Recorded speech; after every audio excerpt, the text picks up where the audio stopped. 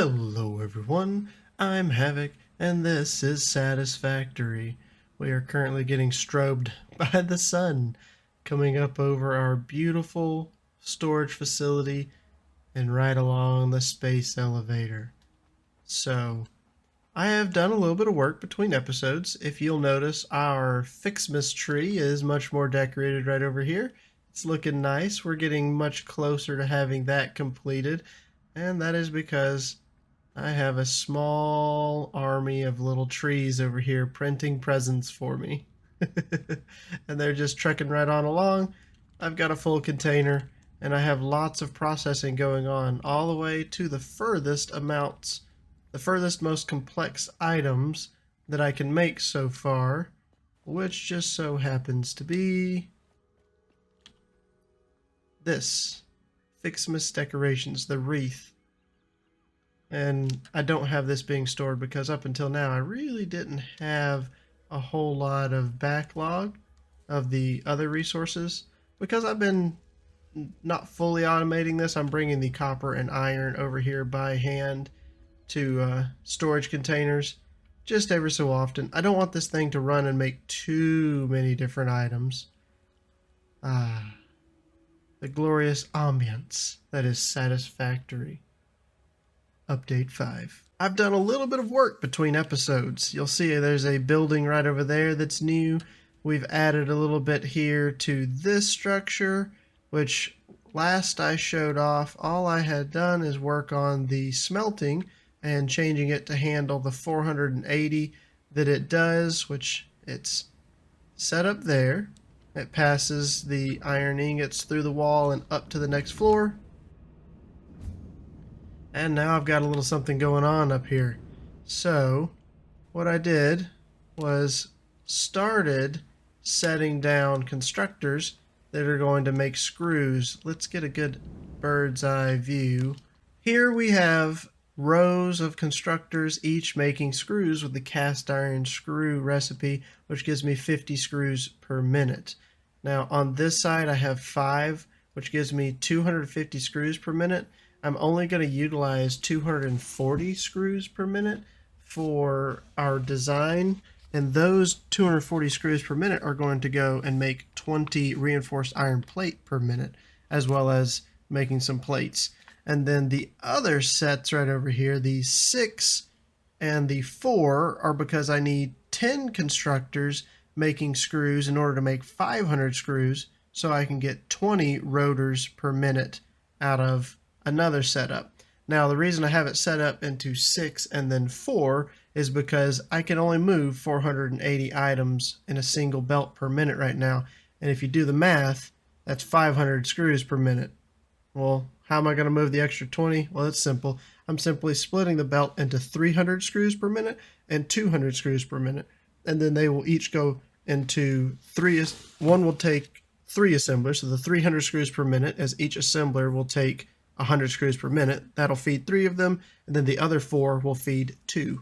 And that is how those are going to be handled. And it fills this floor up very nicely. The only area that is not taken up is right over here where the stairs come up, and I'm completely okay with that.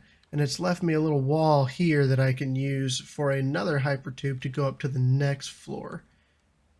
But I wanted to show this off. This has been a little bit of a work in progress. I'm using some other material types in here. So I've got concrete walls, the metal walls here with the painted beams, that's what they're called, that give a little color in there.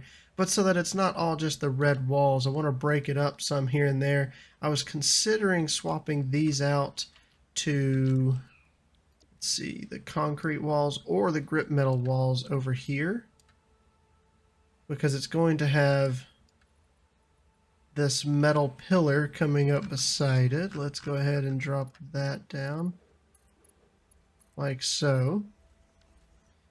And I think it'd be nice to have a little bit of variation. I don't know if I want to do the concrete there or if the grip metal is better. Let's go ahead and do the steel wall on one side, and then we'll have a look at it from the outside too and see what it looks like in comparison. See, from down here, in my opinion, I think the steel wall gives it a little bit of character, but I'm not sure if I like it being separated with every single run. So that black piece on the still wall. And I've got some still wall right over there showing. So I might change this one back to concrete. We'll work on that some more as we go. I wanted to show off this other building right down here that I worked on. And it's not super decorative, super fancy.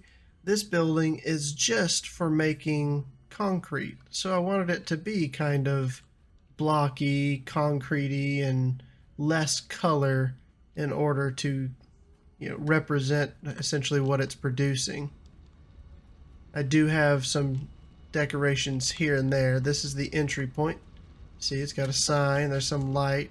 You can kind of see what's going on in here. I encompassed the miner in foundations when I started this build. So it all looks clean and neat. You can walk right up to it.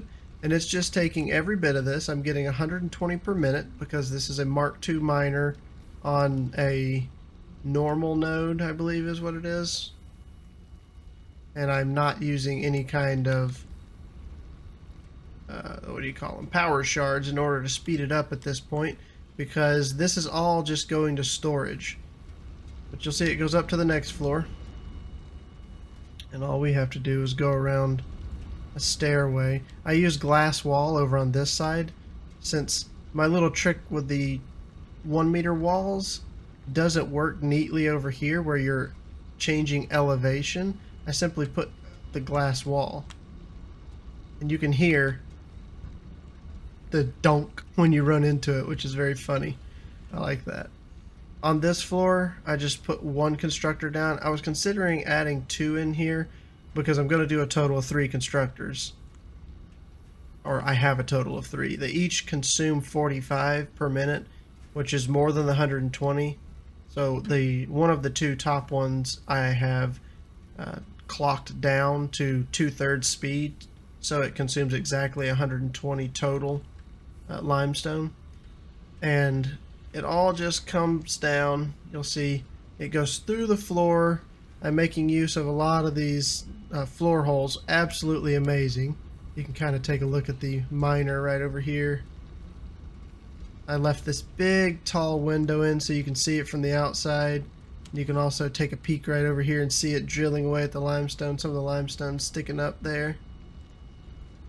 I'm quite proud of this little build. It's not super special, but I put as much detail as I felt was necessary for a concrete facility. It's got some lights, it's got some prettiness. Oh, and you may have noticed right over there, the ground was clipping through that little section.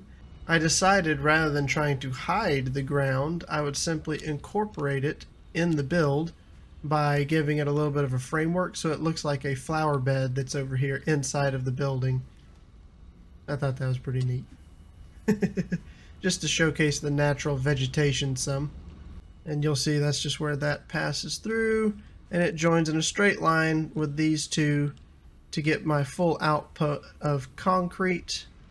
Up here it comes to the floor, goes to a splitter so that it can evenly go where it needs to. And this one, I do believe, is the one I underclocked, yes. So we're getting the 120 per minute limestone consumed exactly. Now it's going to back up in a minute because I'm not actually utilizing this anywhere, but I have it set and running. And the reason I'm not overclocking and using more constructors to get more concrete is this build is just going over to the storage facility, and it doesn't have to be crazy. I utilized some of these flat roofs. Let's see where they at. Right here, the flat roof, which is very interesting. I noticed when zooping it, I had trouble with it just kind of randomly turning different orientations. It's not a symmetrical item, so you can definitely tell on the top side. On the underside, there's only a little bit of difference, but on the top side, you can tell it's got 4 different directions in which it can face. So I had a little trouble getting that to work just the way I wanted. I ended up going into default construction and placing one at a time and make sure it wasn't turning or anything.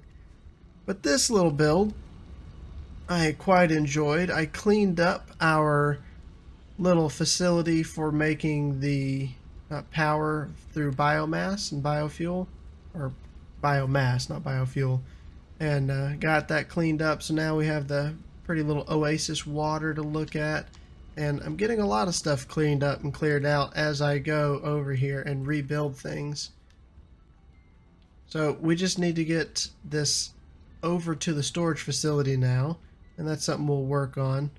But I really want to get more progress done on our factory right over here so I can have that outputting the things that we need. And that will allow me to clean this mess up right here. The screws, the rods, the plates, all of that is going to come from that one building and go to storage. So I can clean all of this up and then have it not look so messy over here. And I can utilize this ore from this miner for a better factory. All right. Next up, this floor, we're getting an awful lot of screws. We can go ahead and process, probably say iron plates. You only need 6 constructors to make the iron plates. And then you need a bunch of assemblers. And I can pass the rest of the resources on to the next floor for the rotors. Or I could make plates and rods on this floor and pass everything to the next floor for greater processing. So we have just assemblers on higher floors. But I don't think that would properly utilize the space that we have here. The progress is coming along well. We've got a good bit of the exterior finished. The building is getting taller. Our facility grows by the minute. If we come up here, we already know about the smelting going on. We have labeled our hypertubes so that we can move between floors and know exactly what floor we're going to.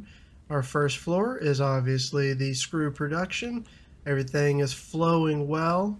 Everything's moving that can move. We're not utilizing all of the screws just yet. If we come up to the third floor, this is where we are producing the reinforced iron plate over here at our assemblers. They might be backed up now. Are they backed up? No, they're not. They're getting there. But our assemblers here make our reinforced iron plate, pass it all down the line to the end. This iron plate is all overflow because it prioritizes sending iron plate first out towards our storage via this smart splitter here that is configured to send everything first to the right and then any overflow down the line.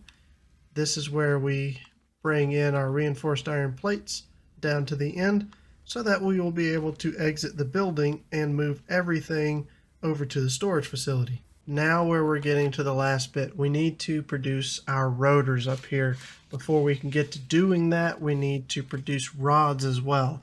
And I've calculated that I need 100 rotors, or 105 is what I'm going to produce here. You only need 100 rotors, but again, we're going to produce the 105 and we will prioritize that the rotors first leave the facility and go to storage if there's room for it there, and then if there's not, it will go to the production line and make our rotors. So the rods will be made first and prioritize going to storage. And then we need to make use of our 2 different outputs of screws. Now, it's kind of awkward how I have these screws coming up right over here. I thought it would look neat from the floor that they're made for them to be front and center and go up to the window. So you see stuff moving around in the factory if it's running. But this is kind of awkward placement. Let's see. Another thing too is that 7 constructors for the rods is a lot. So I think we're going to swap around how I've been doing the floors and making production lines run this way. And this floor is going to be a little bit different. This is the last of the iron. The last of the iron is going to come in here and make rods. So we don't have to worry about this being split and going back out to another floor. It's just going here. Let me get a bird's eye view of this and think about how I want to lay this out. So we're going to have 5 assemblers in the end producing the rotors. We could go ahead and get those placed roughly where they're going to be.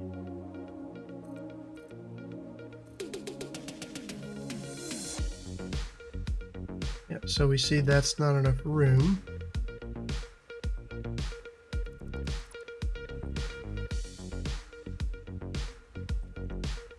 And that might not be where they're going to be. We're going to do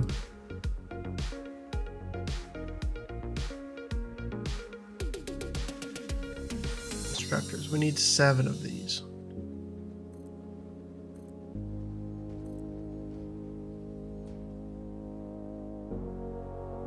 That's 5. We need 2 more, but what we might do is something we haven't done yet in a build, and that is come over into here and put our constructors over here.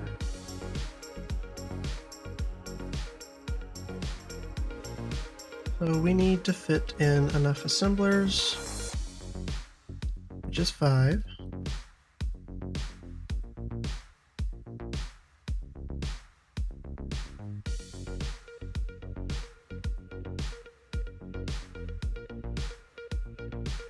We also need to be able to get their outputs out of the building over there. I'm probably going to need to start against that wall. So if I take an assembler and push it up to the wall, 1, 2, 3. Uh-oh. We've ripped up a foundation. Oops.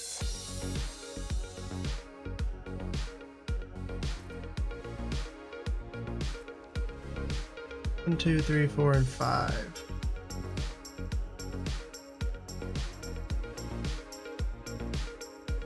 Now, this is where it's going to get interesting, as I have to move these screws that I brought up over here in a logical way.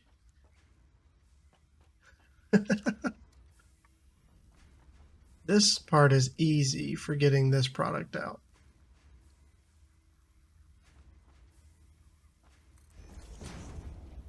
Because all I need to do is merge the output of all of these assemblers down to here.